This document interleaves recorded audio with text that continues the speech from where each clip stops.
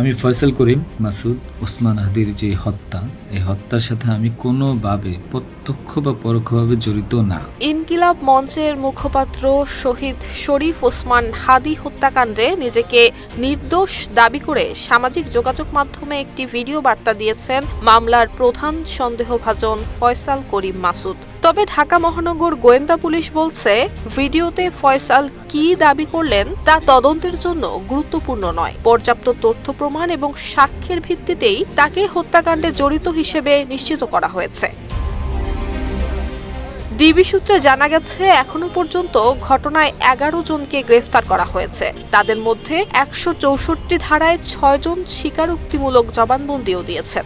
ফয়সালের ভিডিওটি AI generated কিনা তা নিয়ে পুলিশের সন্দেহ থাকলেও ডিজিটাল অনুসন্ধানী সংবাদ মাধ্যম দ্য ডিসেন্ট জানিয়েছে, ভিডিওটি এআই জেনারেটেড নয়। অন্তত 4টি নির্ভরযোগ্য এআই যাচাই টুল ব্যবহার করে নিশ্চিত হওয়া গেছে ভিডিওটি কৃত্রিমভাবে তৈরি নয়।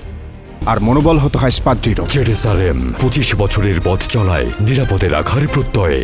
ভিডিও বার্তায় ফয়সাল দাবি করেন তিনি বর্তমানে দুবাইয়ে অবস্থান করছেন। তবে শুধু ভিডিওর ভিত্তিতে তার এই অবস্থান নিশ্চিত করা সম্ভব নয়। ফয়সাল নিজেও তার দুবাই অবস্থানের পক্ষে কোনো দৃশ্যমান প্রমাণ উপস্থাপন করেননি।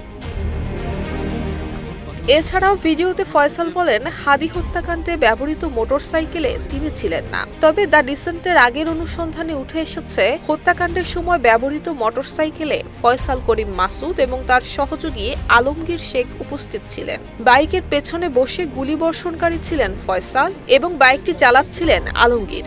এই তথ্য পরবর্তীতে আইন শৃঙ্খলা বাহিনীর তদন্তেও নিশ্চিত হয়। গত 12 ডিসেম্বর দুপুরে নির্বাচনী প্রচারণা শেষে ফেরার পথে সন্ত্রাসীদের গুলিতে আহত হন ঢাকা 8 আসনের স্বতন্ত্র প্রার্থী এবং রাজনৈতিক আন্দোলন ইনকিলাব মঞ্চের মুখপাত্র শরীফ ওসমান হাদি। গত 18 ডিসেম্বর সিঙ্গাপুর জেনারেল হাসপাতালে চিকিৎসাধীন অবস্থায় মৃত্যু হয় তার। নুসরাত জাহান মেহেক, ঢাকা পোস্ট।